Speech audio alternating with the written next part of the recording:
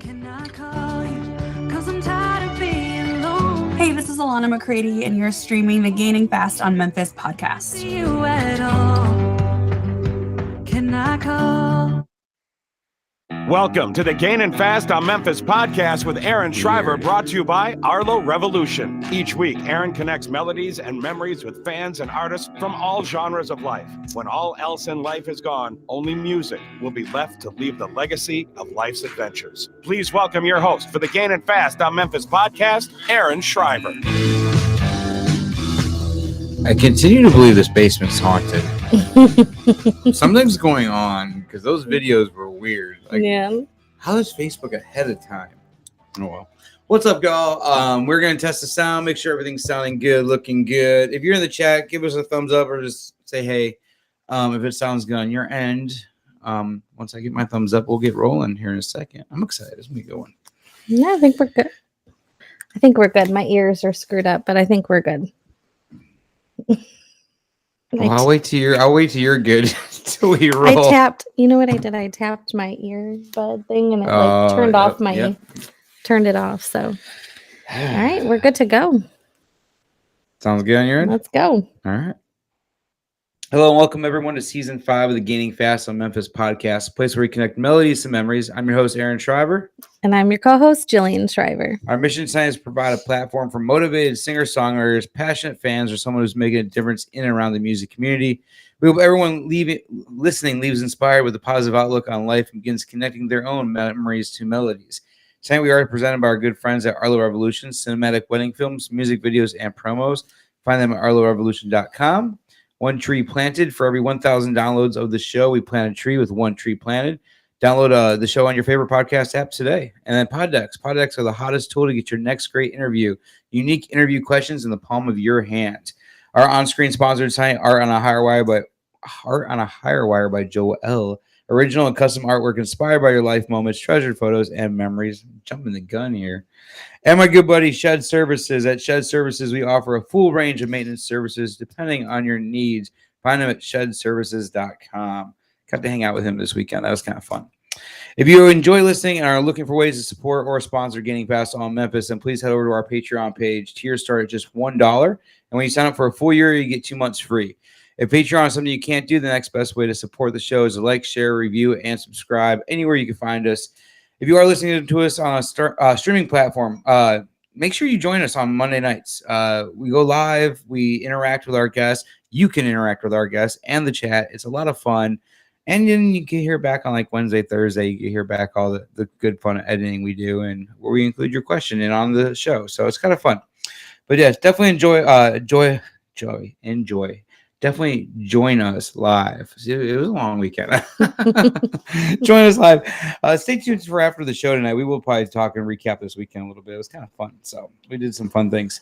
But yeah, join. Now I got to catch up where I'm at. Visit our website, gainingfastonmemphis.com, for concert reviews, playlist links, and everything you need to catch up on. We thank all of our sponsors and the continued support and growth of the show. So tonight we welcome in Alison. I'm gonna mess up her last name. No, I've been trying it. No, you're Bonaguro, not. right? Bonaguro. Yeah. Okay, I didn't. All right, I'm like, I'll mess this name up. I'm not good with names, dude. But Alison's a former CMT journalist, but it's her style, her passion, her motivation inspired her to be one of the best country music journalists we have ever seen. I'm telling you, she was one of the best. She still is one of the best. Yeah. What are you saying? Yeah. But we are honored to discuss the memories and the melodies that made up her journey. So we're gonna go ahead and welcome Alison on.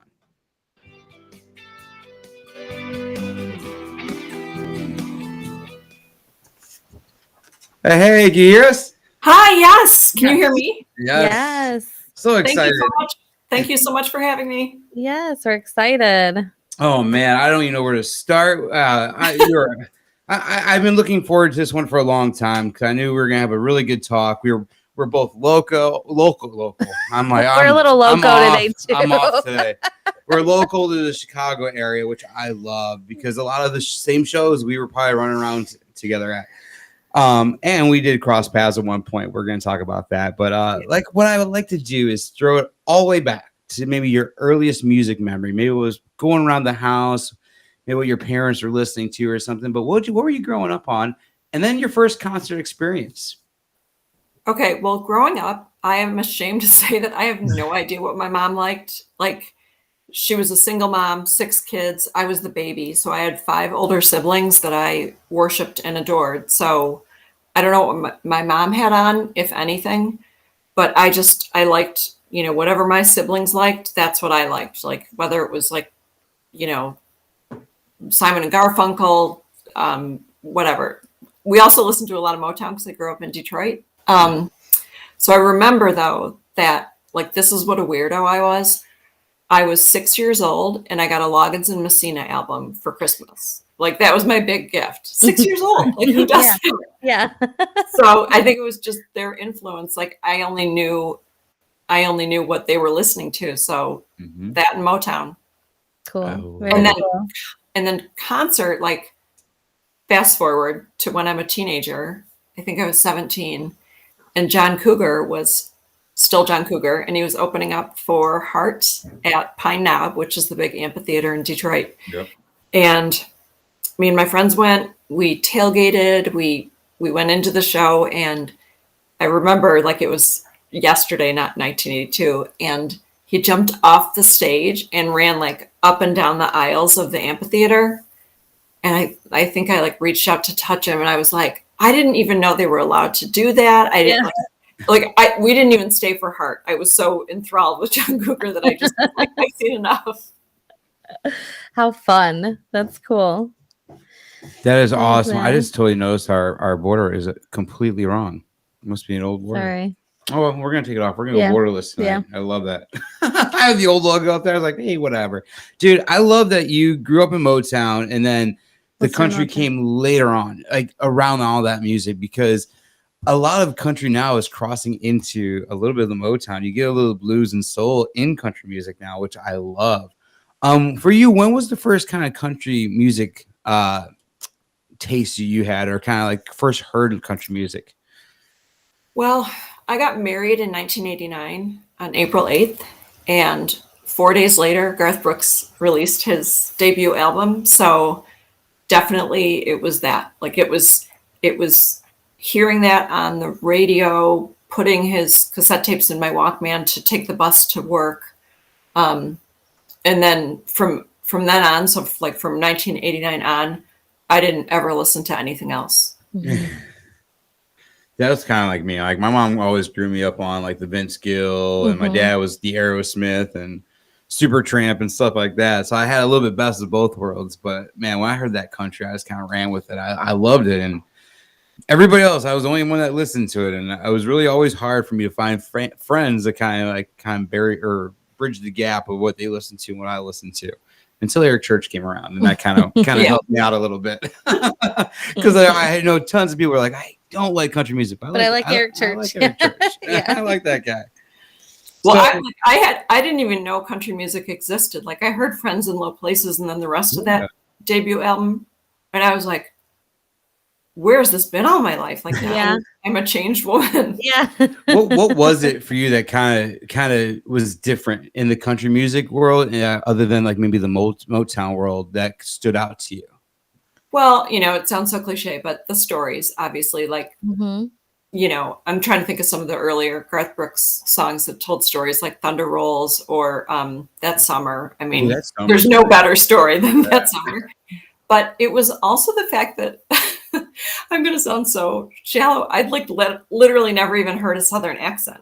I was so Midwestern. I was like, listen to that drawl. Listen to they're saying y'all and talking about honky tonks. It's so different. Mm. I love that, how it stood out to you. So you talked about a Tim McGraw concert in 2003 that kind of motivated you into doing when you went into journalism and stuff like that for the country music world. Tell me a little bit about how that motivated you, or what changed on that show. Okay, well, I was already a journalist, Yeah. like for, I don't know, 15 years leading up to that show. But then, as I was starting to fall in love with country music, I finally, in 10 years after we were married, had enough disposable income to buy concert tickets. So I bought tickets to the Tim McGraw show at the United Center in 2003. And I also was, a little bit of a weirdo, like calling the radio station every chance I got to win a backstage pass, which I did. So 2003 backstage pass. I feel like Tim and I are going to sit down and like talk for hours. Yeah. But it's not like that. But what I saw backstage is I was like, I guess I just thought country singers showed up with like their band and their guitar and a microphone. I had no idea everything going on behind the scenes. Yeah. And I was like, hook, line, and sinker. I want in. I don't know what I can do for these people, but I'm gonna quit my job and do this. It's incredible to see all that, isn't it? Yeah. I think it's so cool. Everything that goes on behind the scenes of the whole production. It's so intricate and so orchestrated, and everybody has their role, and everybody is passionate about their role. I feel like everyone I've met that's done it. So I know. I remember being like, could I drive a tour bus? Could I be like running down the list of things? What could I do? It was like, oh, I'm a writer. I'll be a country music journalist. So what kind of journalism were you doing prior or before? I was in advertising. Nice. Okay. And that was still around the Chicagoland area, or were you in Chicago at that point? Milwaukee and then Chicago. Nice. Okay. Nice. So yeah, loved it. That is so cool. So when you finally went to Mcgraw and got that and wanted to, all right, I'm going to start writing. Were you just kind of doing freelancing at first, or where did you first kind of get your gears going, or really kind of focus your energy on? Well, like the day after that concert, I started writing to the Chicago Tribune saying like, I'm a journalist and I love country music, so I should be writing about country music for you. Like thinking it would be that simple. And then I don't know, 2 years later, like, and I would write them like once a week, the entertainment editor. And then like literally 2 years later, I got a 2-sentence email saying, can you cover the Keith Urban show tonight? And I was like, oh my God, this is your reply? Like you're replying to me, yes, but I have to do it tonight. Like I have to get a babysitter. I have to get tickets. I have to take notes and get somebody to go with me so that they can drive home because I have a 1 a.m. deadline. So, I didn't say that to him. I was like, of course, I'd be honored. Yeah. In the background, you're like, oh my God. Yeah, sweating. Yeah, you get to start, but talk about hitting the ground running. My goodness. Right. Yeah. That's what I'm saying. Hey, you got to do what you got to do if you're going to do something you love, right? Yeah. And then I did, so you probably already have read my bio. So I did the Tribune for a few years. Simultaneously, I was writing for CMT. And then CMT became such a regular job that I was working full time. And so I had to not work for the Tribune anymore. And I was, happy to say goodbye to them. Yeah.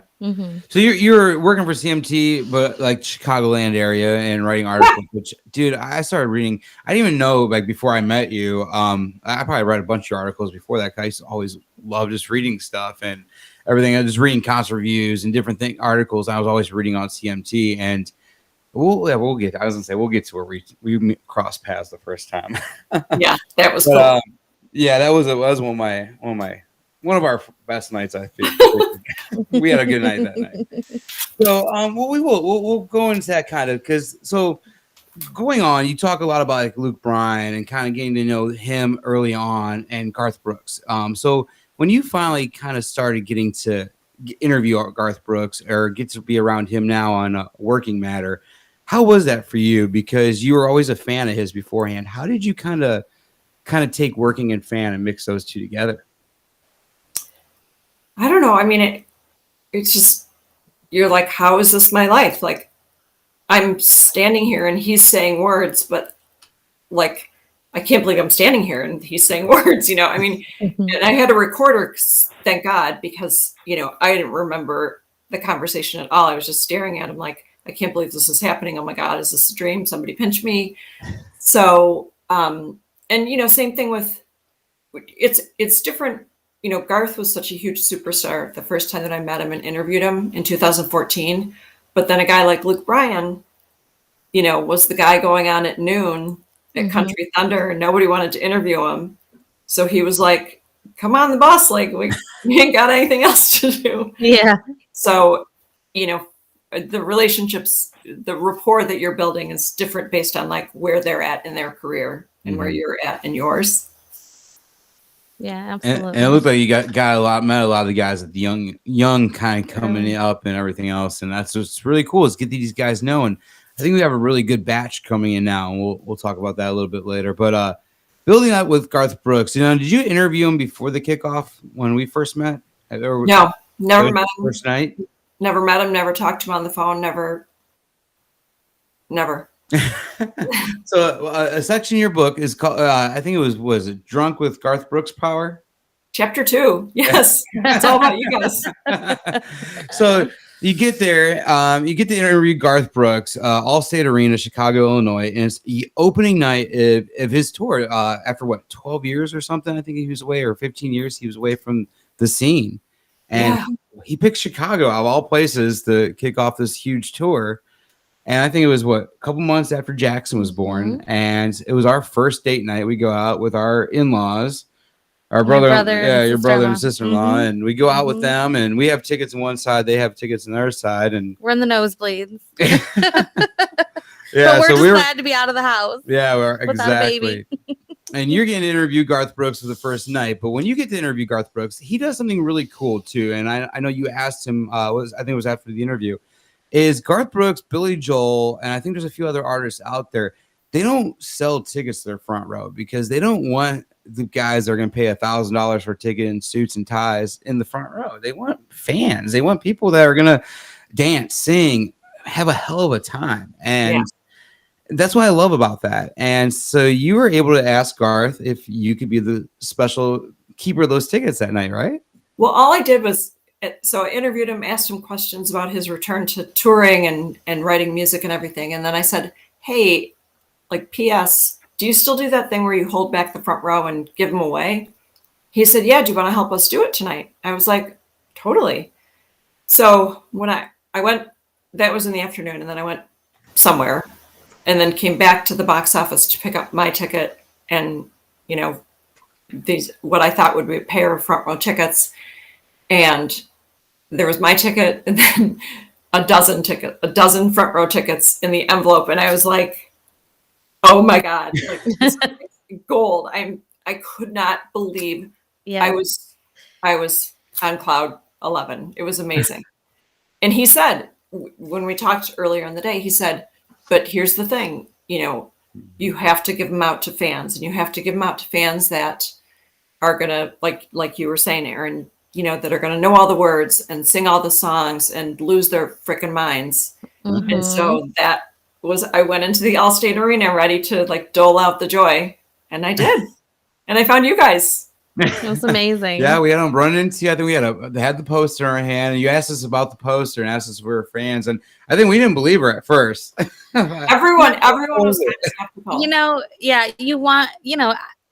You're just skeptical. You never know. People might give you a bad. I don't know. We were just like, oh. Yeah, I think you're like, well, just watch. I'm going to go right to my seat. You guys are sitting right next to me. Just watch where I go. I'm like, all right, we'll see what this is real. And we were just in shock. And the coolest thing, though, is I still remember is the minute Garth came out, I got the first high five. Like, he literally came right over and I got the first high five of that tour. I was like, dude, does this really happen? Mm-hmm. And I took 2 pictures the entire night on my phone, and I put it away because I wanted to enjoy the show. It was my first time ever seeing Garth. I've never seen him since. I don't know when or if I will, but it's like, it was breathtaking to see something so large like that. I think what's really cool is that artists that do that, it's not a big thing probably to them to do, right? But it's so impactful to their fans. Mm-hmm. People that will never be able to afford to be in the front row at their favorite artist concert, or people who have saved up an entire year to buy a ticket to go, and it just means so much, and people remember that.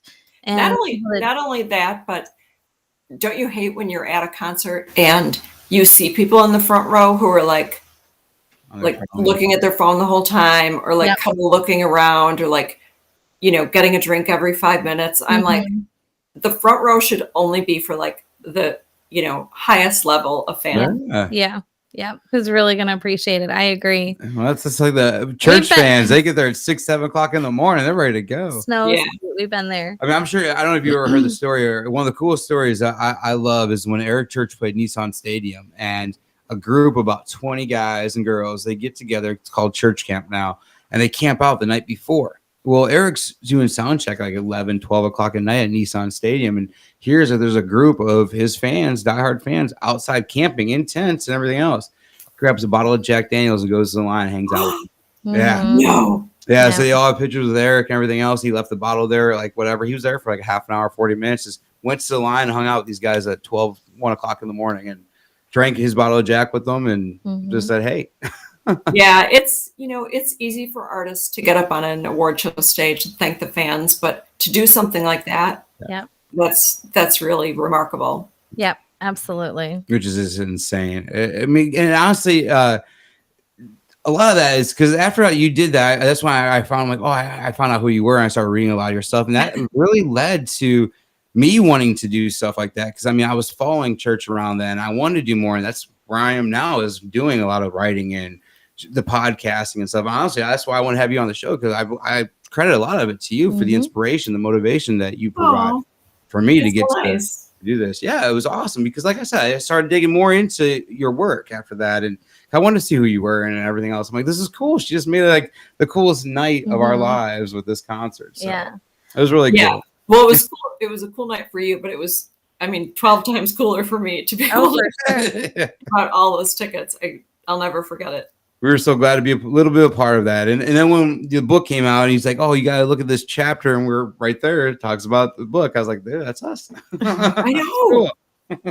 I know. Full circle. That is awesome. Very cool. So let's see. I want to see where I want to go. Let's talk a little bit about Beyonce. There's a really cool little chapter in your book about her fan club. And we talking a little bit about Eric Church, and for years his fan club was a little rowdy and vicious. I mean, what do they call this, rabid at times, little catty.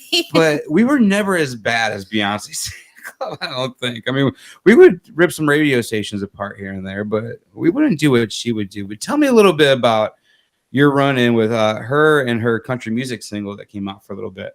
Okay, well, never her. It was never me and Beyonce against each other. She released a song called Daddy Lessons in 2016, and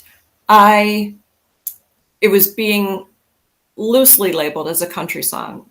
She's from Texas, and so there was some yeehaws and I think some hand clapping, but at the time I was writing an opinion column for CMT, and I didn't think it was country enough. So I was being paid to write my opinion, and that was my opinion.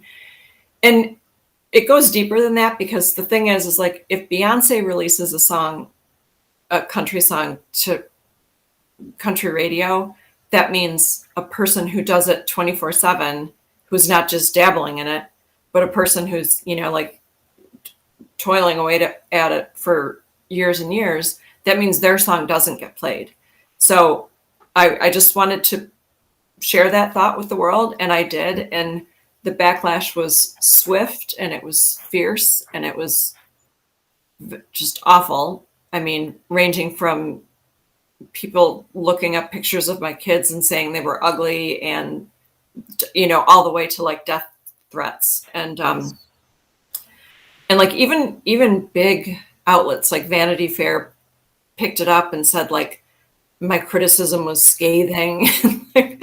And then it was awful. Like I had to take down all my social media accounts for a while. But I will say that country music fans are fiercely loyal to the stars that they like. But I don't think it ever gets that vicious like it got towards me. Like I know that like come award season, people are very much like, this girl was snubbed, that girl shouldn't win, that album was released last year, it shouldn't be in the new album category, whatever. People have their opinions and they're all worthy, but I have never seen country fans attack a journalist or, any kind of editor position or any outlet for saying, the song isn't country enough. I'm probably going to get more death threats tomorrow. So No. I remember. I think the worst thing I ever did was send a letter to the head of Capitol Records about why are they playing Lady Antebellum and Luke Bryan more than Eric Church. It was Mike Duggan. I think that's sad, because I think you're right though. With country music, the fans that we know, in the fan groups that we've been in contact with, everyone is passionate, but everyone's also very supportive. You know, interviewing all these songwriters, and I mean, it's almost like everybody is we're all in it. Everyone's in it together. Everyone's in it to make music and tell a story. We're all racing the same race. Right. And yes, at the end of the day, it's competitive, right? Everybody wants their song played. Everybody wants their artist on top. But I don't think anybody's gunning against anyone else, you know, trying to tear anybody else down in the process. So, yeah. Right. Well, I was really down about that and, you know, thought about walking away from the whole thing. But then Beyonce and her team submitted that song to the Grammy, to the Recording Academy for the country song Grammy category, and they rejected it. So I felt kind of vindicated. I was just going to say, your opinion was valid then. Yeah. It was worth it. So who or what, when you were down, when you're talking about when you're down, who or what gave you the motivation to come back and just put that behind you? Like, how did you get past that little part? My editors, you know, were like, don't listen to them. We got you. We got your back. You know, I mean, I'm sure there's like negative things, like so negative or criticism you got. So when you get criticism like that, I mean, what's a good way that you do for yourself to kind of overcome that? Just normal criticism. Passive aggressive sarcasm, if that's a thing. Yeah. So it makes me feel. He's looking at me. Yeah, that's a thing. He knows that well. Yeah, like I would never outright come out and be like, you know, well, you know, you're ugly, so you don't matter. I would never say anything personal, but you know, I can say like, oh, you know, like, is that what you and your 3 followers think? Like stuff like that. Have you seen any? I mean, we talked a little bit about country music fan clubs. Have you seen any that have ever you thought crossed the line in any way or anything like that? Never. I mean, I have made some of the best friends of my life. Like they don't have many more, but do you remember message boards? Yeah. Oh, we remember the message board. That's how this whole thing started. Everything you see behind us started on a message board. So after I met Tim Mcgraw at that 2003 show in Chicago, I was already in the fan club, but I didn't really post a lot. So then I wanted to like share my picture with him and all that. And I ended up making so many friends in this area that later that year, so 2003, I see him at the United Center. Then I took a train. I took the City of New Orleans train down to Rayville, Louisiana to watch a benefit concert of his down there. Then in Grant Park that fall, he did a benefit for teachers, Teacher Palooza, and I went to that. So I was like, these are my people. So I'm a big fan of fan clubs. Who played that Grant Park show with him? I have no idea. Like a pop artist during the day? Maybe. I think like an insurance company was part of it too. I had tickets for it. I was at that show. The one in Grant Park. I remember that one. It was the first time I ever got nervous about being like crushed to death. Because the promoter, like the hype guy, was like, everyone needs to come in closer. And I was like, you're like, no. Yeah. Back up. Try to like, you know. That's when you hold onto the rail and you plant your feet and you make yourself as big as possible. Yep. Exactly. You know. You have to. They did that. I went to a show in South Carolina. It was Kid Rock opening for Eric Church. And Kid Rock was on, come on up into the pit. Everybody fill in. And then they decided right before Eric Church, after Kid Rock was done, we're going to kick everybody out of the pit without a wristband. So now they're going through the pit with flashlights trying to kick people out. I'm like, this ain't going to work. It was wild. Chaos. So, I do want to talk a little bit because in the book you talk about 90 seconds with Eric Church, how you're giving once in 90 seconds with him. And since a lot of our following is huge Eric Church fans, I wanted to talk to you about that because the next time you got to interview him, you end up drinking red wine on the bus and hanging out for 45 minutes plus. I know. So tell me a little bit about that. That's why it's good to just keep your eye on the long game. You know, so when in 2014, he was releasing The Outsiders, and he did an album release show at Joe's Bar. Were you guys there? Mm-hmm. Oh, yeah. That? So his publicist called me a couple weeks before, and she's like, Eric's doing this show at midnight. I'm only going to let him talk to 2 or 3 reporters, and, would you be interested? I'm like, 100%. So then later on, she's like, okay, he only has 90 seconds. So you get one question. And then she said, but I promise you, the next time he comes through town, you'll get more. And I was like, we'll see. You know? Yeah. Okay. So I asked him some stupid question, waste of time, about why he wears the Ray-Bans inside. And it was just about, his eyes don't do well with all the stage lights. So that was my big 90-second interview. But then later on that year, he was doing a Mavis Staples tribute concert at the Auditorium Theater. And his publicist called and said, do you want to sit down with Eric on his bus before the show? He's got like an hour. I'm like, yeah, I can do that. So his wife was there. She was pregnant at the time. And it was funny because we were talking about Talladega and how, you just need to savor the moment that you're in and not look beyond it. And he was like his son Boone was maybe a toddler. And he was like, I just wish I could like push pause and savor this moment that I'm in right now. And I was thinking in my head, I'm like, I want to do that right now. Yeah. I want to, savor this. I love that. And he's such a cool guy to talk to too. I mean, he'll open up and he's so damn smart too. And he talk to you about different subjects and everything. And I know he gets a lot of crap for the stuff he puts in magazines and everything else, but people just don't ever read into the stories, I guess. Yeah, he's very smart. No, he's never been anything but kind and open and candid to me. Yeah.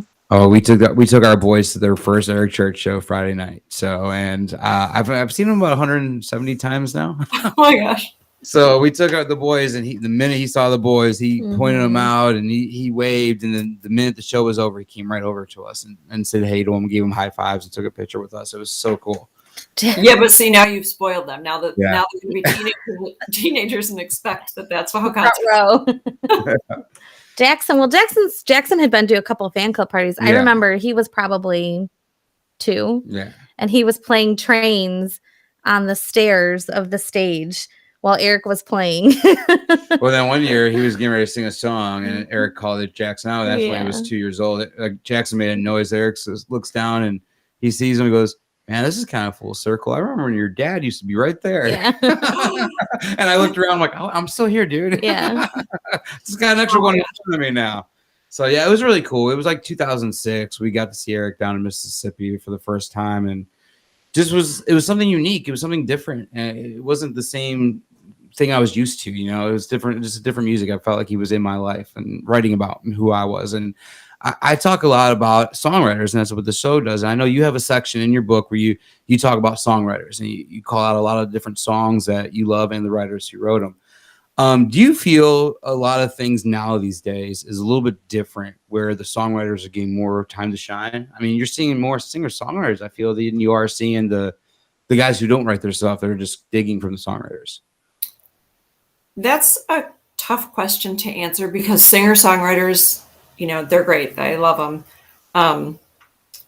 But the people who never wanted to be singers and they just want to be songwriters, they're so talented and no one even knows their name and they're okay with that. But in my book, I just wanted to shine a light on them because their names never get mentioned on the radio. Ashley Gorley, who's written, more than 50 number one songs. He told me once that all he ever wanted was to see his name in the parentheses after the song title. And he's like, so that's what I'm doing. I love that. Yeah. I love that. Yep. I love seeing more of the songwriters, their names, because that used to be something I would always do. I grab the liner notes and see who wrote the damn songs. I want to see who's part of this. I want to see who's putting their personality into the song. So yeah, always a big thing for me. So, guys, we have been talking about the book Backstage, 15 Years Behind the Scenes in Country Music. It's available now anywhere you can get it. Amazon. Where else can they find it? BarnesandNoble.com, Walmart.com. But I have to say, people have told me that they've had struggles with other retailers. So Amazon is kind of like the most sure thing. Yeah, well, that's where we got ours. Quick and easy. So was this easy for you to write? I mean, was there any challenges that you faced while you're writing it? Or is this kind of, because I've had all my Eric Church journeys and they think I could probably write pages, which I probably could. There's some cool stories I could put in there. There's some I won't put in there, but there's some fun ones. But for you, was this easy for you to kind of take? I mean, have you had the notes over the years, or was it a lot of it just memory? Well, notes up here. Yeah. And also having told these stories to my friends over and over and over again, like ad nauseum. So then the timing worked out that I resigned from CMT in early of 2021 after 15 amazing years. So I resigned. It was COVID. I had the freedom that comes with being freelance. And so I was like, it's now or never. If I'm going to do it, I'm never going to have more motivation to do it than right now. And, once I started writing the stories down, I was like, oh my gosh, this is so easy. Like every writer loves writing, hopefully it comes naturally and, to be a journalist and a storyteller. But I think the only thing I had to overcome was I would write, for weeks at a time and then be like, I'm done. And then realize that it was like a quarter of a book. It was like a booklet. Oh. Like, keep digging deeper into like, oh yeah, I forgot about that time that, I did that thing or that guy said that thing or whatever. So it took a while to get all of the stories behind the stories like down on paper, and really for me to do the story justice, not just like, oh, I interviewed Blake Shelton and he told me he loved me. Like you had to know the backstory, you had to know every other conversation we'd ever had in our life, and like all the details that hopefully make the stories a little bit more entertaining than just like, here's what happened. Have you ever had an interview where it was just going south really quick and you just like, okay, I got to do something to get out of here, or I got to do something to wrap this thing up even quicker than I have? Well, I mean, all the in-person interviews are great. Yeah. They're, whether they're short or long, they're, country artists are just the nicest people in the world. And so I would say that sometimes on phone interviews, you can tell that the person isn't really concentrating, like they're multitasking and doing other things. And that's hard because like, I'm not, so like I'm all there. I'm 100% focused on what I'm doing. And if they're not, I'm kind of like, okay, thank you so much. Those are all the questions that I have. So I wrap it up. That's my only tool in my toolbox. Yeah. I had Tucker Bethard on. He was one of my early interviews with this podcast. I was really excited. I've been a huge fan of his for a while, so I was excited to talk to him. And we're doing it live, kind of like we're doing it right now. But I don't know if he has ADD or what it was. He wouldn't sit down. So he's on FaceTime or whatever on his phone. He's walking through his house, like doing things while we're interviewing him. And I'm like, dude, Really That's so awkward. Really getting nauseous watching. There's people in the chat. They're like, we're getting sick watching this. Yeah, but he's so humble and shy that I bet he is nervous about doing interviews more so than you are about interviewing him. Yeah. Yeah. Tucker is an amazing guy. The whole family has gone through hell and back in the last couple of years, and their faith has just been amazing to see. And I'm a huge Casey Beathard fan. I have been for I feel like he writes the stories of my life. So I love that guy so much. Love it. Yeah. Love him. So in your book, you talk about a couple of times where you kind of had to bend the truth a little bit about telling an editor or somebody you had a camera, or maybe wearing some shorts under a skirt to sneak in a lens or things like this. Do you feel like in journalism, it's better to ask for forgiveness and permission sometimes?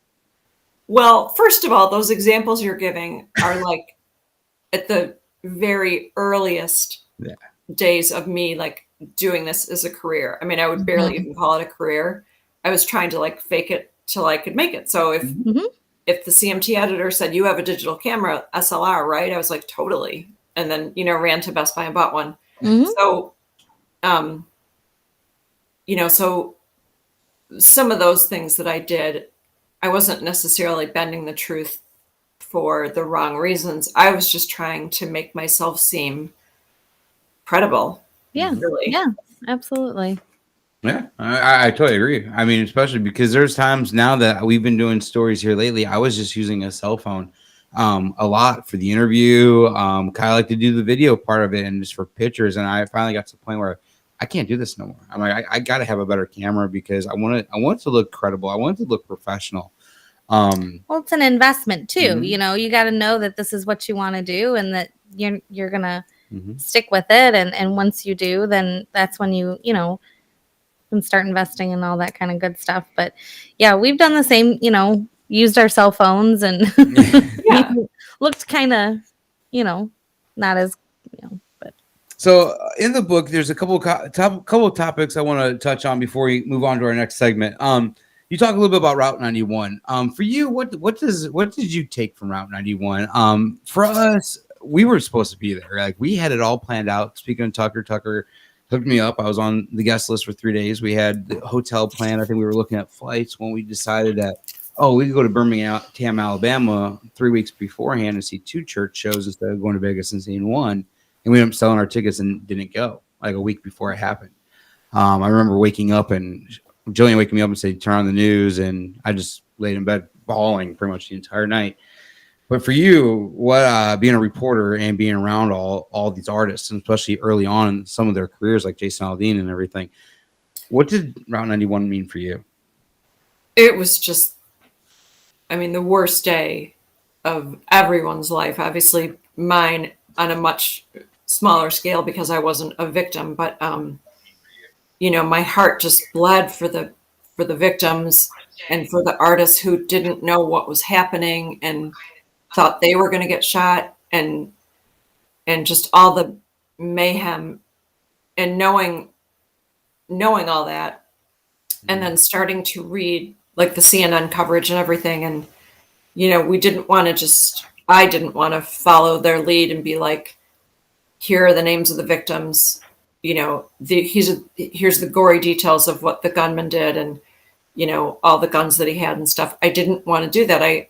So I told my editor, I said, I think instead of focusing on how they died, we should talk about how those 58 people lived and what brought them there. And did they come every year? And who was their favorite artist? And what was their favorite song? And so it wasn't easy, but we tried to get all of those personal details just from interviewing the survivors. And because so many stories were about the horribly tragic details, like, people coming by in cars and just piling bodies like into their back seat to take them to the hospital because there weren't enough ambulances. So it's not that we didn't cover that. We covered it in straight news stories, but when it came to like a more thoughtful piece on it, it was just like, this was you and me. This was somebody who loved Jason Aldean, and like, they wouldn't miss a show of his, if their life depended on it. So we tried to do something meaningful and powerful after, the worst day of country music, history.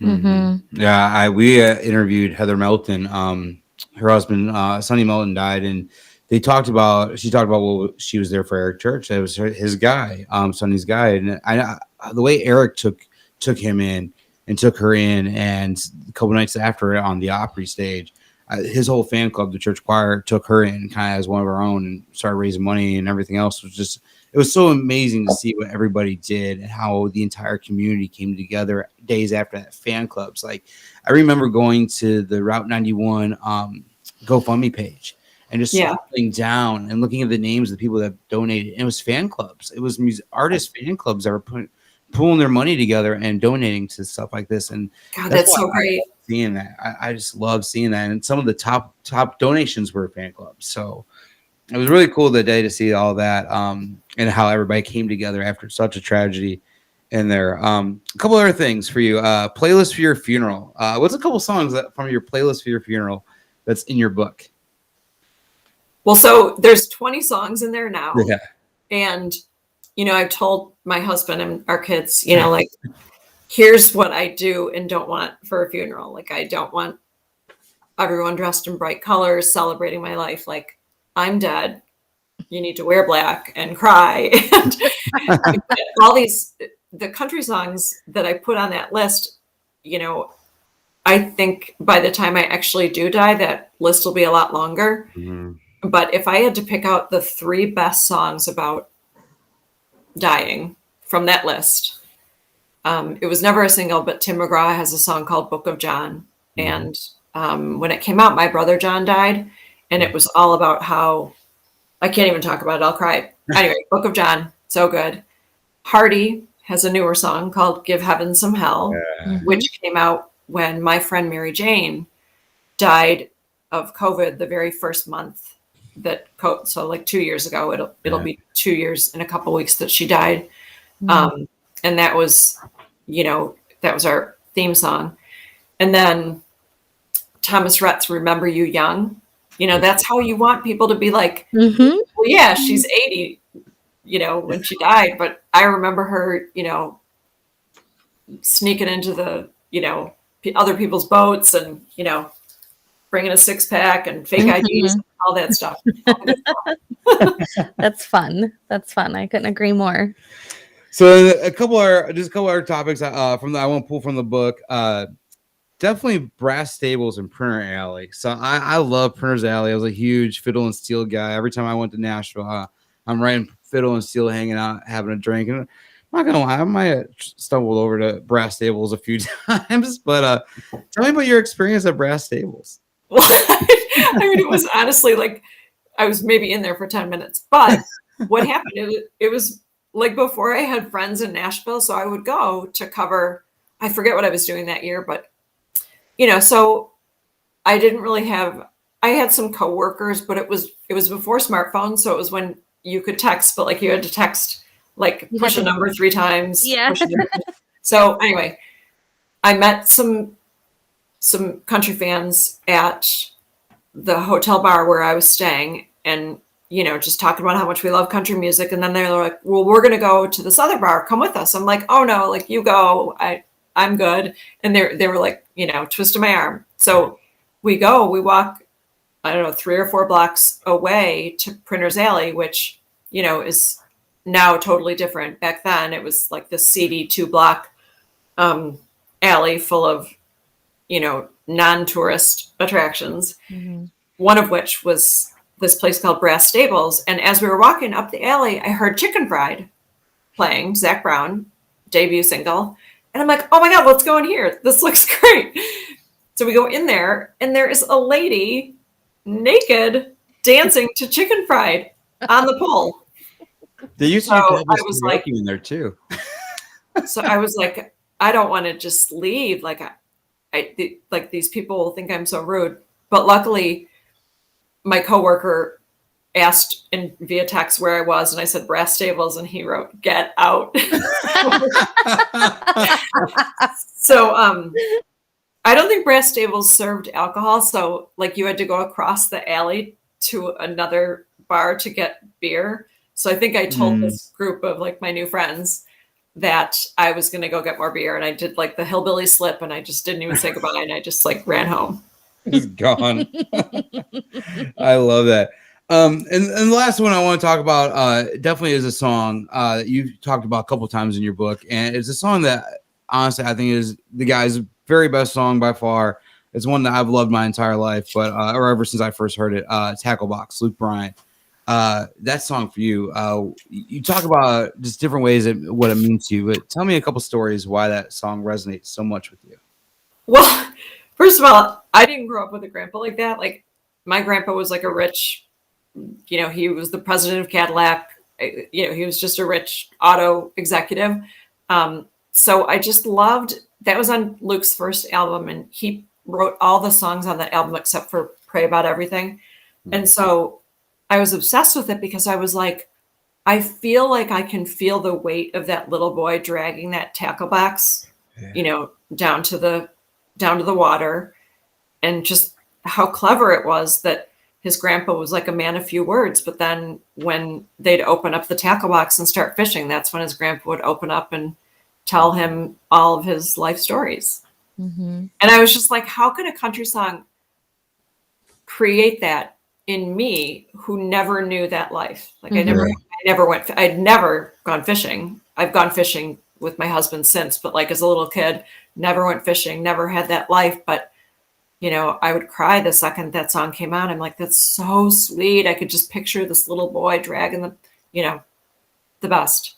I love that. Yeah, I was a huge Luke Bryan fan. I still am. I'm a big fan of his. But I remember he opened for Eric Church in like June of was it 07?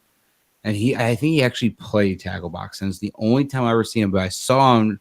And I have a picture with him during the day. And I said, "Dude, this is my favorite song. You gotta sing it for me." Da, da, da. He goes, "I'll do a little bit tonight acoustic." And then I got a little bit of acoustic out of him with that song. But it's the only time I've ever really heard him ever sing that song live.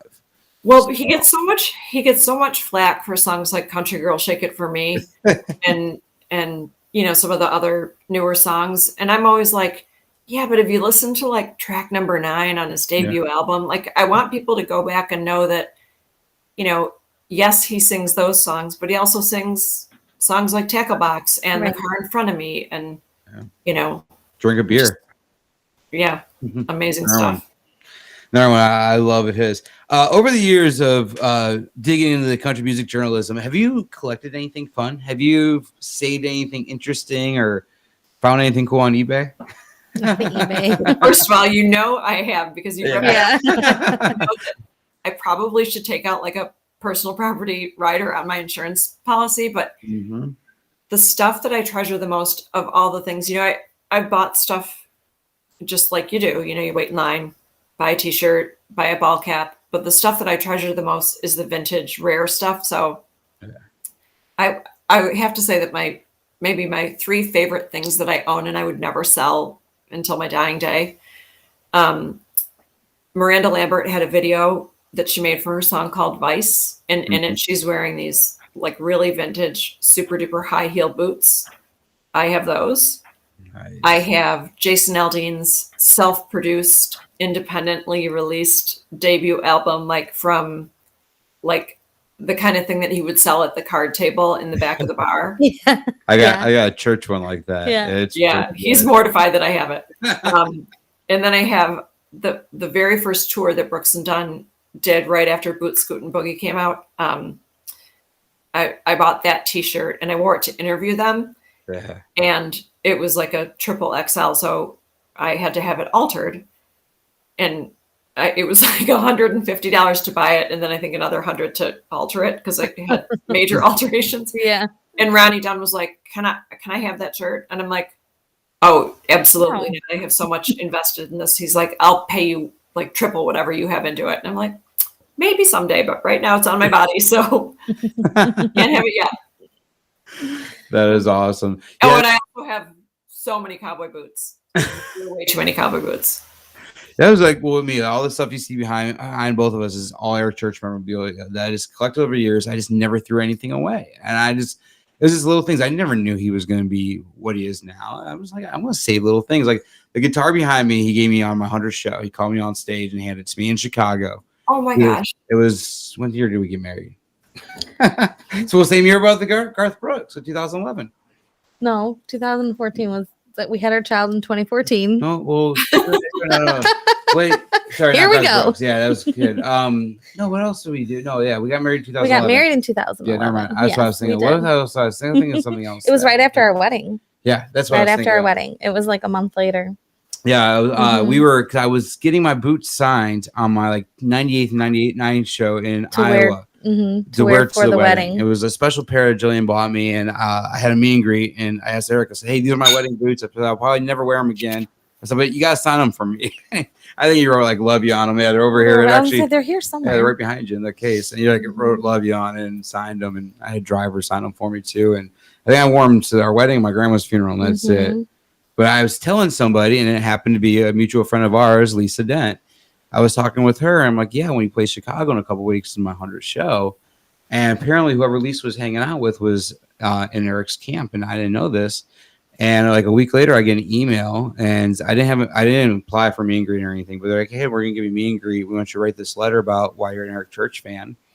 It's like, okay. And the next thing I know, Eric's giving me an all access pass. He's like, "Hey, when you hear this song, find so-and-so, and they'll let me stand on stage and watch the whole show." I was like, all right, cool. And right for sinners like me, calls me on stage. He goes, "I got a fan tonight's this 100 show." I was like, what the heck?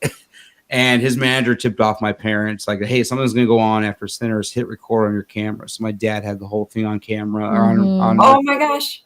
Yeah, but he called me up and he actually just strapped his hummingbird and handed it to me. Signed it right in front of everybody and handed it to me. I'm like, dude, what is going on here? That's just, it's unheard of that artists do that. I mean, it's almost Was that at Summerfest? No, it was Tinley Park. Tinley Park. That's right. It was for at Toby Tinley Keith. Park. Yeah. That's right. Because he played Summerfest earlier.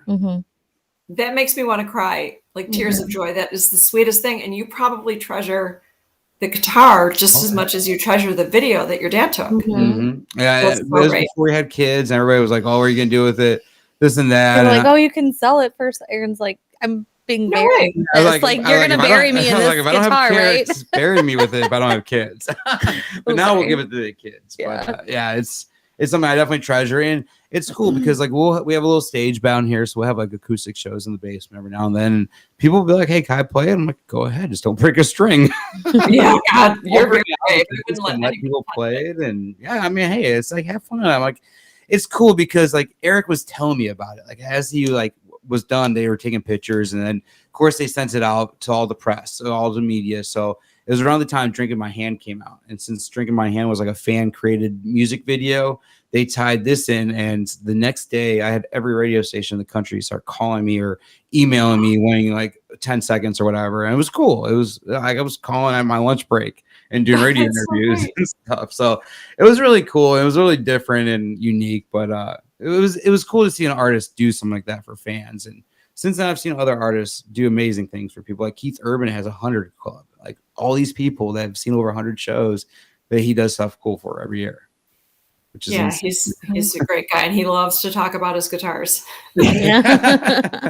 Exactly. So what does the rest of 2022 hold for you before we let you go tonight?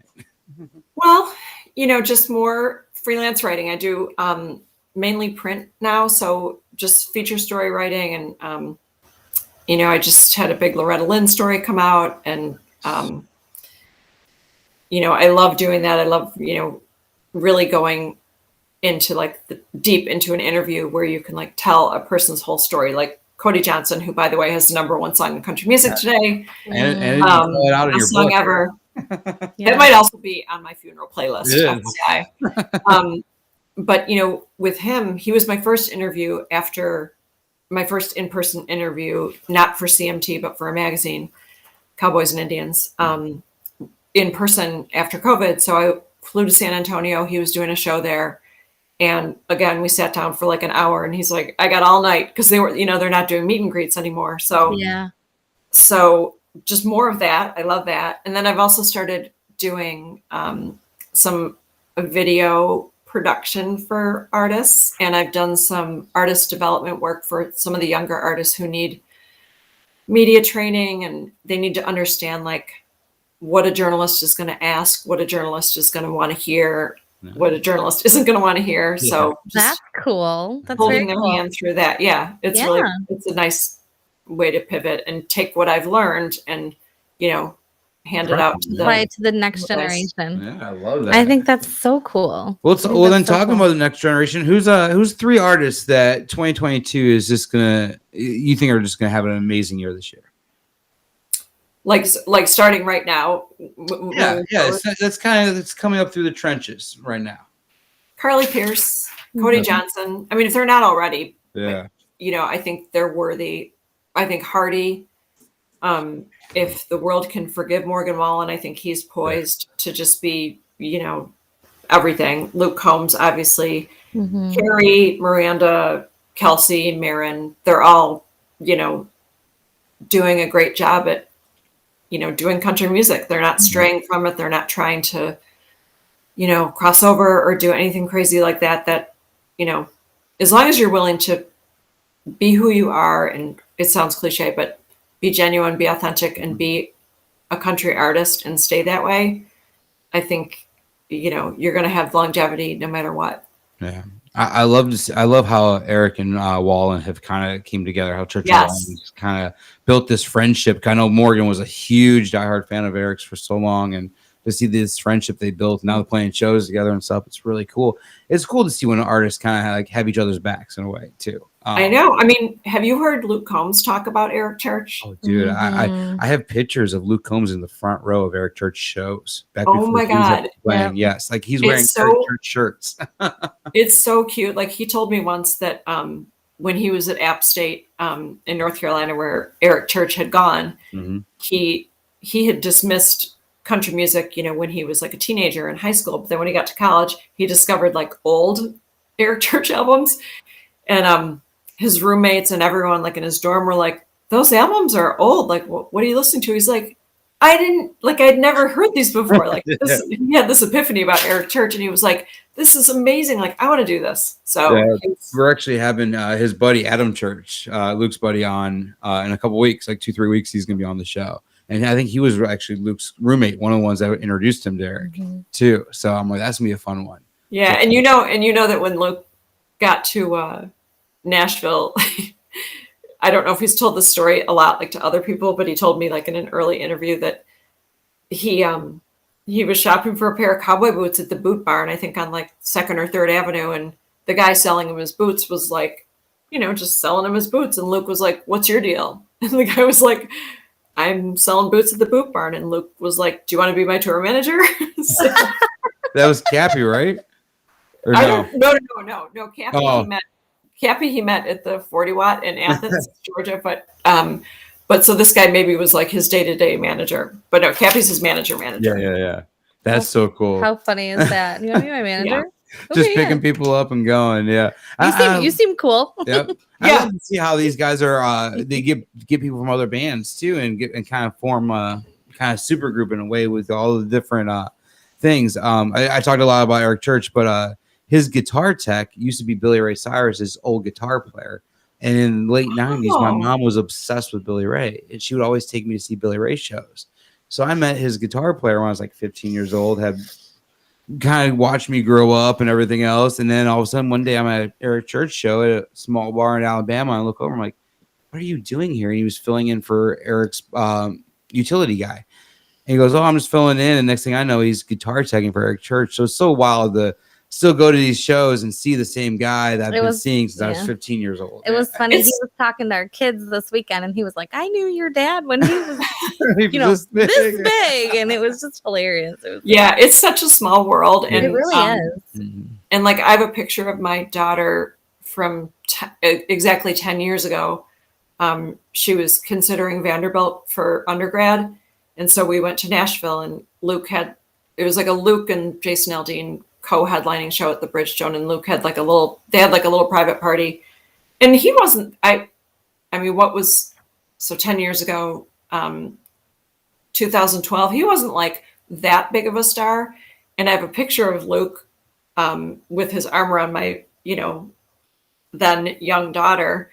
And it's just so weird to me that he was so good to us, and so much time has passed, and yet he's still so good to us and to me. And even with everything he has going on, it's amazing that it's, it sounds like it's not true, but it really is like such a family down there. Yeah. I really think a lot of the people that we know throughout the industry are just so humble, and it doesn't matter. They're all, it's like friends and family, whenever you show up. And that's how it was this weekend at Eric. Everybody was like, they were so good to our kids, and everybody was coming over to say hi. And it's like, we've been seeing these people for so many years. I love that. It's like, it doesn't matter. There was 6 people when we were watching Eric in a parking lot, parking lot. Yeah. I still remember that night. 16 years ago. And now we've got our babies there. So it was just kind of fun. And you're right. Everybody's just so kind, and it doesn't change. And that goes to say, like, you're talking about Luke, and it's like with Eric too. Like, he came over the minute he saw the kids, he pointed them out. And then the first chance he got, he came down and took a picture and gave them high fives. And I'm like, you don't have to do that. Like, you can just leave the stage and go back to your dressing room and be done for the night. You didn't have to walk over here after you just played a 3-hour show, dude. I'm like, just the 20 seconds he took out to do that out of his time was cool. And then the very next night, he comes off the stage, comes straight over to me again, gives me a hug, takes another picture, and goes, "Man, your kids look good, man," and takes off. And it was just cool, like, to have him say that and stuff. Yeah. People always ask me if it's like that in other genres, and I'm like, I don't know. I only know this one. So that's so smooth. So I am so sorry for taking so much of your time, but we're going to wrap up with our little sponsored section of the night, powered by Poddex. Do it. Earlier today, I pulled a couple cards. The first one was, who in your work has contributed, or who in your work has contributed to the person you are today? Chet Flippo was my editor at CMT for about 8 years. He died in 2013, but backing up to the Tim McGraw show in 2003, there was no like how to be a country music journalist book you could buy or anything. So I sought him out because I was like, little did I know he used to be the editor of Rolling Stone. But so he had a weekly column for CMT.com called Nashville Skyline, going back to the early 2000s. And I was like, he's a guy that is doing what I want to do. So I'm going to call him. And I called him and he answered, and he kind of, talked me through it. And I ended up being able to work for him for 8 years. And he took me to see Garth Brooks on one of the first nights of his Wynn residency in Las Vegas. Chet and I went there. So 8 years of him guiding my pen, I think, set me up for life. I love that. I love that. Love that. What is your personal mission in life? How are you currently carrying it out right now? Is it okay if I get religious on you? Yeah. Okay. So my kids went to a Christian camp and they came home and they had a t-shirt that said, "I'm third." And I was like, what does that mean? And they said, God's first, others are second, and I'm third. And I'm like, oh my God, what a great motto. I'm gonna live by that motto. I want to get a t-shirt. And they were like, you can't because you didn't go to the camp. And I'm like, and I'm gonna get it tattooed on my wrist. So yes. I did. Nice. Yeah. I love that. That's how carrying it out. It's the first thing I see every day. I'm third. I love that. Mm-hmm. I love that how that message just resonated with you, like from a t-shirt, from a camp t-shirt like that. And you find messages you're looking for them, and they just pop up. And I love that. Mm-hmm. So true. So, all right. Well, our next segment, we're gonna play 4 songs, about 5-6 seconds of the song. They're all in the country music genre, so I kind of kept them a little relevant. Your first memory you have with the song, go ahead and we'll talk about it. Press that first one. You know what we're in. So Lee Bryce, he did the forward in your book. I Drive Your Truck, Lee Bryce. When you hear that song, where does it take you? Well, I mean, we could be here all night. So briefly, I'm good friends with Lewis, who's in the video, so I'm very partial to this song. I love it so much. I'll tell you that I love the song.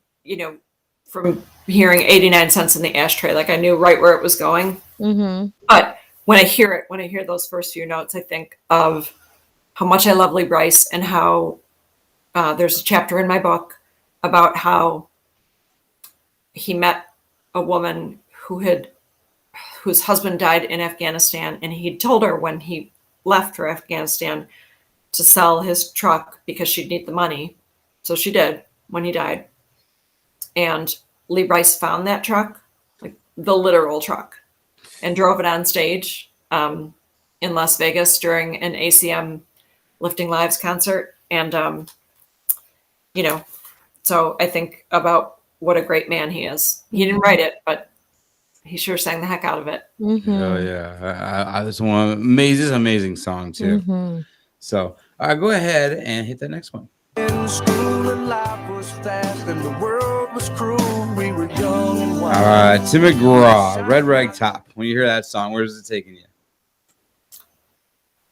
Just thinking about how heavy of a burden it is for a teenager to get pregnant, and how people thought the song was controversial, but teenagers have been getting pregnant forever. Like there's nothing new or controversial about it. And so I thought it was really brave of him to record a song that, wasn't going to be just like a fun country party song. It was like, wow, you got to deal with the shit that life throws at you. Yeah. I love that. When I was in radio, I worked for US 99 for a very brief time. And I want to say 2001, it was. I think it was around the time the Dancehall Doctors CD or album came out, because he had a book. And he did a book signing like Barnes & Noble in Chicago. And I remember him signing it. And then the guy I was working with at the radio station, we got to go have dinner with him now. I think it was like Buddy Guys or something. And he played a private show. Yeah. And I remember he did the entire album. And that's where I think I fell in love with Tim McGraw. I already liked him before that. But I fell in love with him that day. I'm like, dude, this guy's just phenomenal. Just That whole album, and they recorded it in upstate New York. And the book that goes with it is just one of my favorites. Oh, I love that. Yeah, I still got the books too somewhere. It's down here. It's on the wall somewhere down here. I don't know where it is. I know it's down here somewhere. All right, go ahead and play that next one. So in your book, you talk a little bit about Jesus Take the Wheel, Carrie Underwood, and I about the cross in Effingham. Which, if anybody ever drove down I-57 in Illinois and seen the cross in Effingham, it's definitely a halfway point for Nashville, I think.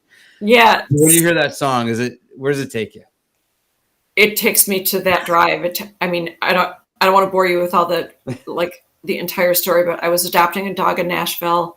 I had rented a car to drive this sedated dog from my friend's house in Nashville back to Chicago. I'd flown there I was doing a series of videos for Playboy. So Playboy had flown me there, so I didn't have a car. So I rented a car because it was too cold for the airline to fly this dog to me here. So too cold to fly should have been a signal for too dangerous for Alison to make the drive back to Chicago with the dog. But it took me, I don't know if Effingham is the exact halfway point, but I had some kind of weird satellite radio in the car, and all it was doing was playing this is an emergency, this is an emergency, this is an emergency, get off the roads. Cars were jackknifed, trees were the heaviness was knocking the trees over. And so when I got to Effingham and saw that cross was about, I swear, on a stack of Bibles, that was about where the snow and ice storm finally stopped. And I was I couldn't call anyone. Chet Flippo kept calling me, and my other editor kept calling me. I think my husband and kids kept calling me because they were waiting for this dog. And 13 hours later, I pulled into the driveway, and my kids were standing there in snowsuits, all ready to meet the dog. So you already had a nice little bonding experience too. Yeah. All right, go ahead and play the last one, the yellow one.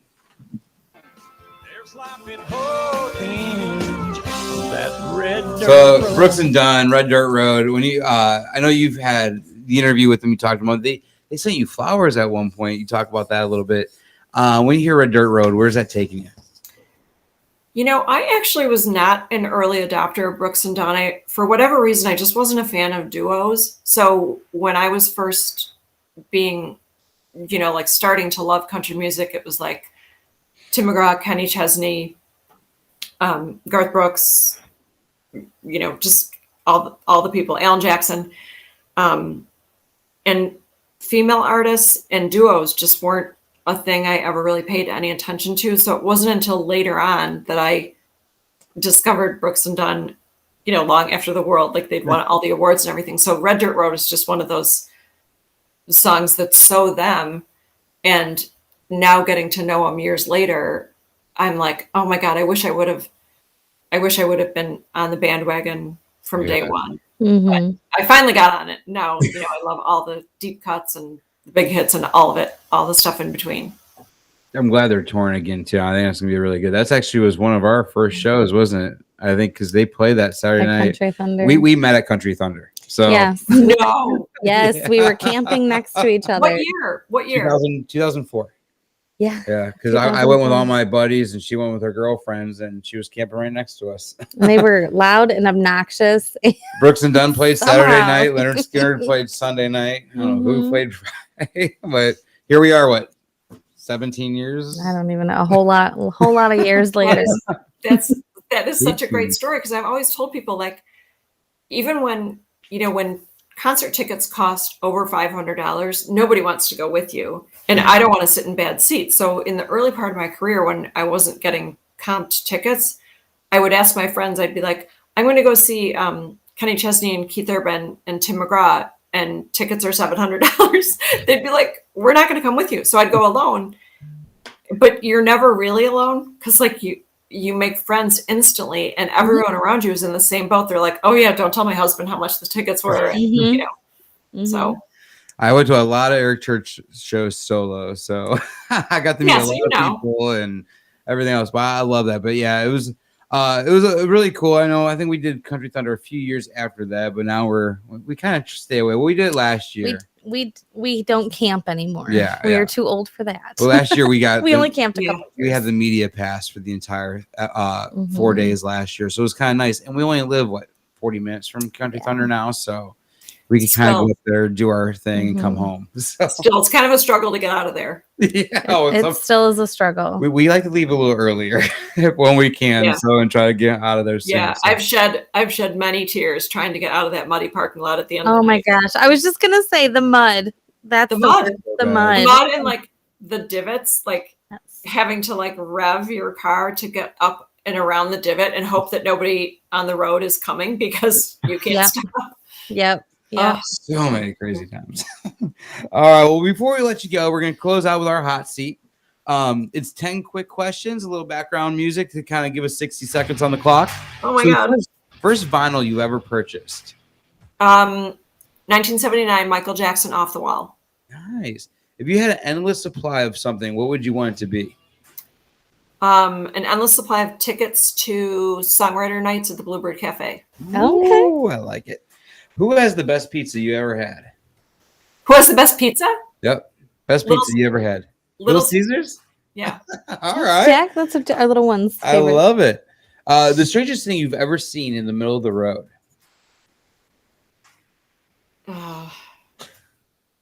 Drunk girl. All right. Do you rather drive or fly? Fly, but I have to be medicated to fly. So if you see me on an airplane, don't try to talk to me. Same here. What's one thing people buy that you feel is a waste of money? Health club memberships. Ooh, I like that. Where did you go on a first date? Any of your first dates?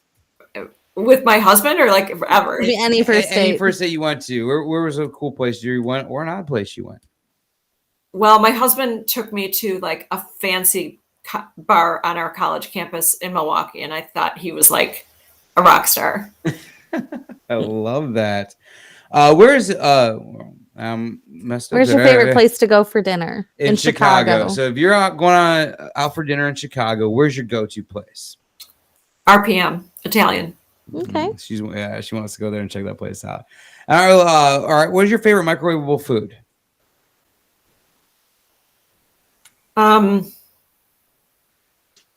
I like to take chocolate chip cookies that are room temperature and microwave them so that they taste like they just came out of the oven. Does that count? Right. Yeah, that counts. I like that. Absolutely. So our last one is you got to do some cool stuff. Wrote a lot of interviews on bathroom floors. A lot of stories I want to say. You got some cool text message from a famous golfer after a story you published. What's still on your bucket list though? What's something that you still want to accomplish or do in this world that before you leave it? Way to throw the drama at me at the end. I would love to sit down with Kenny Chesney. I've never met him. Yep. You got to read the book, guys, and see why. Yeah. There's a cool story in the book, why. That's cool. That'd be a really cool one because, I feel like he would have some amazing stories, too. Oh, for sure. For sure. That'd be a good one. I got a ticket stub autograph from him, but I've never met him. Well, I have cowboy boots autographed by him and a bunch of other people, but yeah, never had the honor. Yeah. We met Eric that one night before him. Remember that at his stadium show? And Lord, I don't remember. That was a while ago. Yeah. I did. I will say, do you guys remember Boys of Fall and how it was filmed at Naperville Central? Mm-hmm. So I did talk to Kenny Chesney on the phone for that story because I was like, well, I'm talking to Sean Payton from the New Orleans Saints because he went to Naperville Central. He's in the video for the song. So I was like, I can talk to Kenny or it can just be Sean Payton and talking. So it's up to you. So I did talk to Kenny for a little bit and Casey Beathard wrote that song and one of my all-time favorites. I wish they'd re-release it and promote the video every fall. It's so perfect. It is. It truly is. I love it. It's an amazing song. Once again, Casey Beathard, though. Anything that boy puts his arm. Casey Beathard and Jonathan Singleton, those two together are just dangerous. Do you know that Jake Owen song, Nothing Grows in Shadows? Mm-hmm. Casey wrote that. And I'm like, he just knows how to like write the stories about the life you're living as you're trying to raise your family. Like Mhm. kids getting bullied, kids making the football team, and then what's that like? And I See Me, Travis Tritt. That's the one that gets me every Yeah. time, dude. That's a Casey song. And every time I hear that, it's like, oh, yes. Yeah. I Or, see that. he wrote Tim McGraw's "You Had to Be There," Mhm. and it's about an absentee father. Like he just writes about the hard stuff, but somehow you're singing along and rolling the windows down. Yes, yes. And I love that there's literally like, I think 2 songs or 3 songs now that Eric Church has cut that he has never wrote, and 2 of the 3 are Casey Beathard songs. So it's just, I love that. Yeah. Because he puts his Very trust talented. in the guy. Very Yeah, such a testament to his talent. My mom and I danced like Jesus does in our Casey song. So Aw. at our wedding. Yeah, that was At our wedding song. Mhm. Allison, I am so sorry to keep you so long tonight, but thank you so was much an for honor. talking It was with an us. This is This has been amazing. fun. I had so much fun. Yeah, it was so cool. I did too. Go to Amazon, get her book, Backstage, 15 Years in Country Music. You guys will not be disappointed. It's an amazing book. I'm seriously on my second time reading it through just to make sure I haven't missed anything because it was so good. And like, honestly, I talked about you being such an inspiration to me early on after that Garth Brooks show, and it's still continuing because reading that book makes me want to go and put all these stories I have that I've created over the last 17 years or whatever, 16 years with Eric Church into a book form because there's some Do it. There's some really cool stuff. So one of these days I got to do it. Yeah, do it. Don't put it off. And I talked to his guitar player, and he's like, man, all those photos and videos you have, that's an archive, man. The Hall of Fame's going to want that stuff one day. I'm like, hey, let them know. Go. Again, I will plug Cody Johnson till you can't. Go listen to it. And, the bridge of the song is, don't wait on tomorrow because tomorrow may not show. Yep. Exactly. I'm Do so it glad now. that song's number 1 right now. I'm That's so my glad advice. that song's number 1. Came out I know. perfect timing. And Jamie Johnson, another person you have stories with, is finally going to be a member of the Grand Ole Opry too, which is amen to that. Long overdue. I know. Long overdue. I mean, I could write an entire book about stories about interactions with Jamie Johnson. He is so damn funny. Oh my god! I met him once, I think, and the stories are endless with that guy. Yeah. I love it. Allison, thank you so much. Everybody, Thank you. click the link in the bio. Go buy the book. Read it. Definitely read it. It's phenomenal. Probably one of the best books I've ever read. He didn't write it. No, I know. I'm Read. talking about writing books. So one of the best ones I ever read. I love it.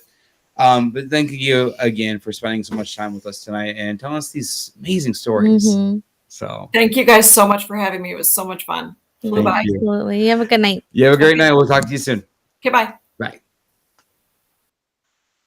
Oh man, that was a fun one. Mhm. I could probably went on again another half an hour with her because there's so many stories that. Yeah. God, you guys gotta check out that book. I'm not gonna lie, if you guys have not If you're looked at that country book, music fans for sure.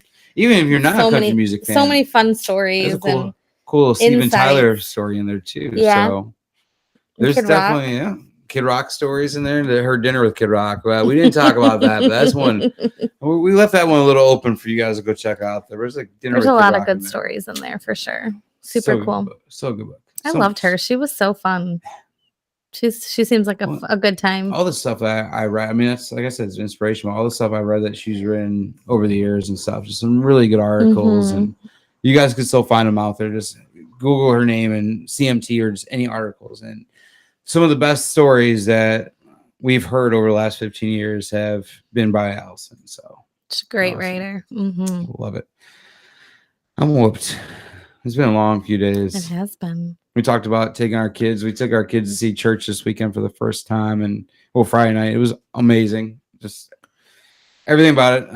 If you guys are friends with us on our Facebook page, go check it out. If not, send us a friend request. I'll probably accept it before I hit the 5,000. But definitely send it over, and it's pretty cool. Pretty cool things. Posted a lot of pictures from this weekend, and I had a blast. And can't wait to do it again in May. As Jillian cringes. Jillian's cringing. That's for sure. We'll but make it work. We'll make it no, work. it was fun. It was fun. The boys, I'm surprised at how well the kids did. You know, They you stayed awake never. till 2 a.m. Well, and they stood outside in the snow and the Mm. sleet for 3 hours. That was impressive. So, but they were excited. They loved it. They're still talking about it. Got a little bit of a taste of So- what Dad did. I think Eric coming over and taking a picture with all of us sealed the deal. Yeah, well, and they got guitar picks and Yeah. set lists and cups, and I mean the crew was incredible to the boys. So it was fun. What's really cool is we talked a little bit during tonight's episode with Alison about Michael Joe, Eric Church's guitar tech, and it used to be Billy Ray Cyrus's. I think my third or fourth concert ever was Billy Ray Cyrus, and it was probably the night I met Michael Joe when I was about 15 years old, playing guitar for Billy Ray. But he handed the boys their first set list, so that was kind of cool because it was kind of a full circle moment. And still, the night I got off stage, the night I got this guitar behind me from Eric, the first person I ran into the night I got off stage was Michael Joe. was MJ. So it's been pretty cool. Remember that time we went and saw wrestling in Memphis, and there's MJ selling merch in FedEx Forum. Pops up whenever, wherever. So it's been pretty cool. I as a mom, like, obviously I'm an Eric fan too, but like, you are on another level, which is fine. I support that. I love that. But the fact that everyone was so kind to us and to the kids, and except when you try to get back into the pit. Oh, okay. I'm sorry. The crew and the people around us were super kind. They took care of our babies. I mean, we were all in the front right there. And so they were so great to us, but except for one girl that was her and I went toe to toe, but we won't go there. Mama Bear came out, but that's all right. But anyway, the kids did really well. And it, I was like, oh, the pit with the boys, I don't know, but they did good. They did good. People around us were super great. I doubt the people that were behind us will ever see this, but there was a super nice couple behind us, and they were so excited, and he got really sick. Not from, they weren't drinking or anything like that. He started having a seizure a little bit. Well, he felt like he might have a seizure, which he obviously had epilepsy, so they had to leave, but he was so excited to be there. And he had the 2016 church choir shirt on. He did. So if you ever see this and that was you, holler out at us, and we'll see if we can do something special for you. But that is true. If that is you, I don't know, we didn't get a name or anything else, but you have the 2016 church choir shirt on. You're there Friday night. You're behind us and the kids. You and your girlfriend or wife. I'm not sure. I don't know if you got to see any of the show at all that night, but if that was you and you hear this or see this or it comes full circle, if you guys even know who these people are, tell them to reach out. And we'll make sure we do something cool. We'll take you guys to a show. We'll do something. We'll have fun. But we'll make sure you definitely get to see a really cool Eric Church show. If I have to sit outside all day and hold your spot in line and let you sneak in right at the last minute, I'll do it. So we'll make sure we can do something cool for you. But if you guys ever see this and you guys were at the Eric Church show Friday night in Green Bay and you had to leave before you went on, reach out to us. Definitely, because they were cool. I mean, they helped hold our spot they were being so and I know how excited they were, and they waited outside for a while. I mean, we got there at 4:00. Yeah, they had waited in line and didn't even get to stay. Yeah. So, but anyway, next weekend, next Sunday, what's coming up? Well, we'll see. Now, this Sunday, guys, we will be live. Next Sunday, I meant this Sunday. We will be live with our episode 125. We're gonna have a filler for 124 somewhere, but we'll be live in Nashville from Live Oak between 2 and maybe 7 o'clock. Definitely between 2 and 6. There is a chance for an extra hour being added this Sunday, so we'll see what happens for that. Maybe a few surprises are in store. So if you guys are going to be in and around Nashville, make sure you can come out to Live Oak this Sunday, 2 o'clock. It's going to be a great time, guys. Amazing time. Jade Eagleson, Josh Kaiser, Jake Hoot, Still Matthews, Kaylin Gardner, Kristen Kelly, Hunter Thomas Miles. I could go on. Guys, the lineup is phenomenal. It's stacked. We have right now, I think, 15 amazing artists, we have 16 amazing artists, which is potential going up to 20. So definitely make sure you guys get there early. We're going to have some NCAA basketball later on in the night. So it's going to be a pretty packed place. So Live Oak, Nashville, this Sunday, 2 o'clock. If you can't be there in person, make sure you come over to our Facebook or our YouTube. We are going to try and stream it live like we did a Revival last September. That's something we're really excited for too.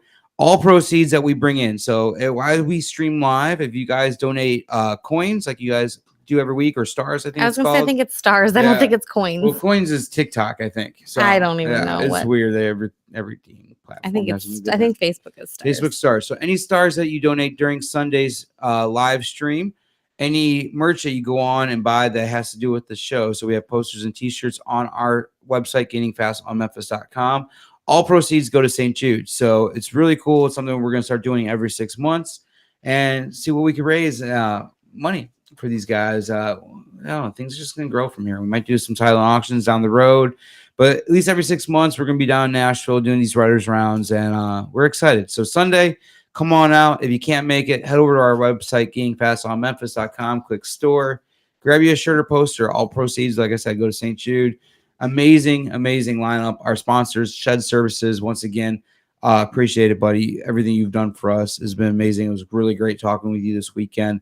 Amazing, dude. The things you do for Eric is just beyond phenomenal. So, but Shed Services, Missing Ink, Backstage Barber, another amazing person. Missing Ink, amazing people, and Church Choir Squires and Collectors, another amazing group that's out there, and we're very, very lucky honored to have you as as sponsors. Yep, for sure.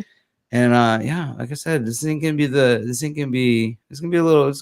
This is the first of many, I'll tell you. So if you want to hear more about our weekend and a review of the concerts over the past weekend, check out the gainingfastonmemphis.com under the media tab. There's a fantastic write-up that Aaron wrote that kind of told play by play on what happened. Some really cool stuff happened during the show. So owner of the Green Bay definitely Packers now, check out that article and read up on it.